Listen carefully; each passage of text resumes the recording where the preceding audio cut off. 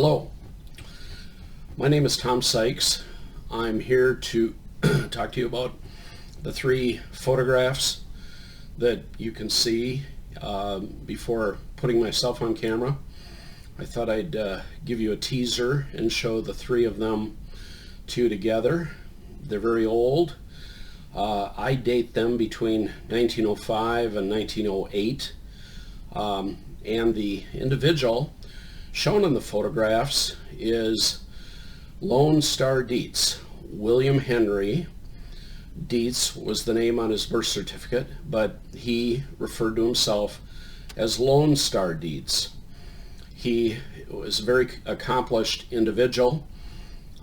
He went on to, after a playing career out at the Carlisle Industrial Institute in Carlisle, Pennsylvania, he went on to coach Washington State University, the forerunner of that Pac-10, Pac-12 university, to its first and only Rose Bowl championship in 1916. He was a football coach. He was notably the first coach of the professional team, the NFL team, now known as the Washington football team. He coached it when it was in Boston, and maybe when it was in Atlanta a year earlier. I'm a little unclear, but the years are 1933 and 1934, where he coached the team to, as I recall, an even up record with as many wins and losses as in an equal amount. So I will put this on pause. We will examine, when I'm back on camera, the not only the front of the photographs. I'll show you close-ups of them and their notable things about what's depicted, but I'm going to show you what's on the back of the photographs, which is very important in terms of confirming that this is Lone Star Dietz. Also, I'm going to talk about, I'm a lawyer, a former federal prosecutor. I'm going to talk about a misconception that arose in connection with Mr. Dietz, and I will provide the context for that. All of this discussion I'm providing is intended to help restore respect for Mr. Dietz. He was badly abused during the debate over whether the Washington football team's former name, the Washington Redskins, should be changed to eliminate the term Redskins. The owners had contended that the team was named after Mr. Dietz as the first coach of the team way back when. That was also a team that had other Native American players on it. And he was thus, 60 years after his death in 1964, drawn into the hot debate, a very acrimonious debate over the name of the team.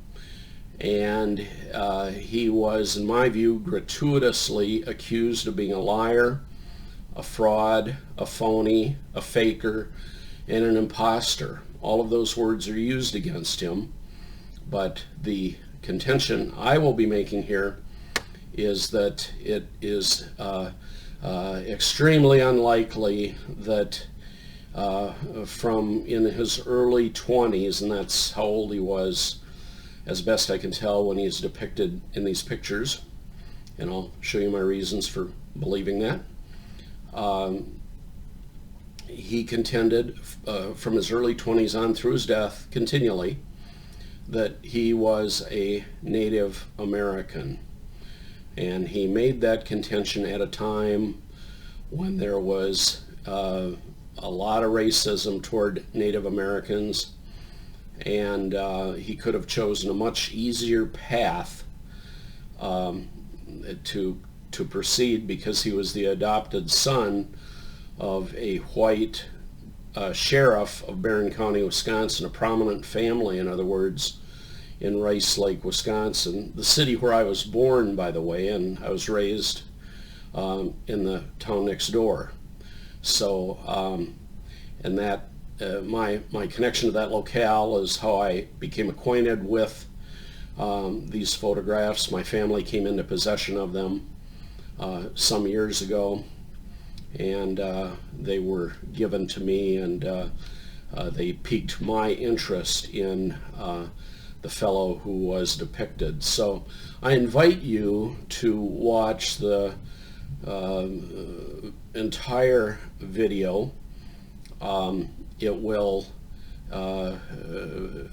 show these photographs up close. It'll give my commentary, and I will be on camera to provide all of this, as well as commentary about the meaning of a legal proceeding that Mr. Dietz's critics hold against him, and they're just mistaken in terms of the way they interpret that legal proceeding.